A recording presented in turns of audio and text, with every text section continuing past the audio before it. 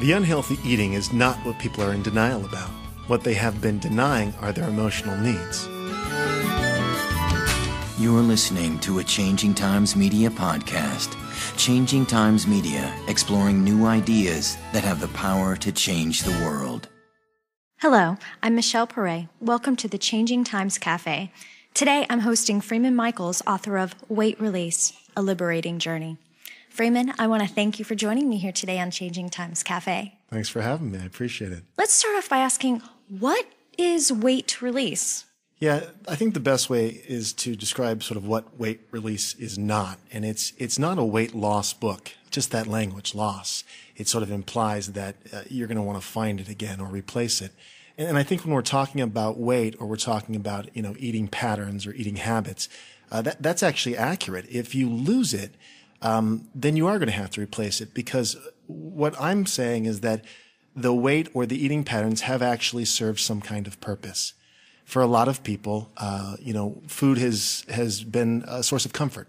We call it comfort food. It implies that there's discomfort, and I think that's accurate. People eat because it's a way of coping. I know for me, anxiety. When I felt anxiety, I immediately went for not just food. I mean specific kinds of food, sweets, salty, crunchy, and it was really unconscious. I wasn't tracking what I was putting in my body. I was just stuffing. And so that's a pattern of behavior.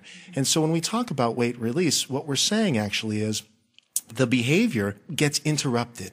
And then there's an acknowledgement of what's underneath the behavior. What's the need? What's the feelings that are not being addressed? And in that way, the pattern actually is replaced with a healthy pattern that actually meets the needs. And in that context, the weight gets released, not simply lost. Oh, I see. And how did you discover this process? Well, the process is my process, but by that, surely there was a sequence of different classes I took and parts of my life that came together in this form. I did do a master's degree in spiritual psychology, which was a huge part of the information. But really the path has been, over the last 20 years, a lot of personal growth work, a lot of my own sort of trying to figure out who I was, a lot of men's work, some of the men's organizations I've been part of, and sort of my own exploration. And what I did is I had a company, a real estate development company. In fact, on some level, I guess I still do have that company. But as the climate started to get rough, and even before then, my company started having troubles, and I was taking it personally. I was eating a lot, and I was really ballooning. I got very, very heavy, and I knew something was wrong, and it was sort of time for me to take a look at that and do something about it. And I had these resources. I had this training and this experience and this education, but I'd never really applied it. And that's when I really set about figuring out a course for myself, creating a vision of myself, literally releasing. Releasing, in a lot of ways, it's not just the weight, it's the pain of my attachment to the money that was going and all those different things that I had sort of collected as my sense of self. And as that started to dissipate, I had to let go of it. I had to kind of go with that. And so that became sort of an image in my head. And then I really went about setting up a structured way to support myself in releasing the weight. In the book, you mentioned that shame, blame, and guilt are misinterpretations of reality. Can you explain that? Yeah, that's actually a really personal part, is that for me, I recognized that I had a lot of baggage and a lot of issues related to a lot of ought-tos and should-haves and things that I had a notion of what my life ought to look like or what I should be doing. And I was carrying a lot of stuff from the past about things I had done or mistakes I felt like I'd made, specifically around the business stuff kind of coming apart. I was really feeling like I made a mistake. I've lost a lot of money, and all of that was really not serving me. And here's sort of the fundamental principle, is that from my service to self perspective, there's no such thing as a mistake. When viewed accurately, everything that we're calling a mistake really is a learning opportunity. And the shame, blame, and guilt are just misinterpretations. If we can see our lives with compassion and see how we sort of got to the place of whatever we're calling a mistake, then we can really learn from it. It's sort of the analogy I use is my daughter or my son, when they were infants and they were learning to walk.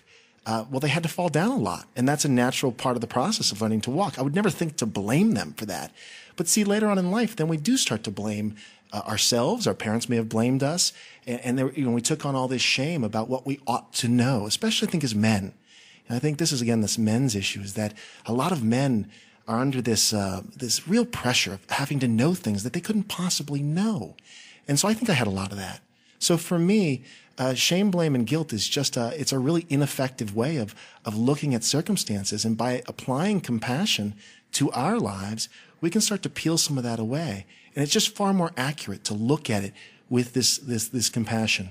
You mentioned men's issues. So is this a book primarily geared towards men, or can women enjoy it as well? Yeah, I don't think it's necessarily a men's book. I mean, I think one of the advantages, a lot of these types of books are written by women.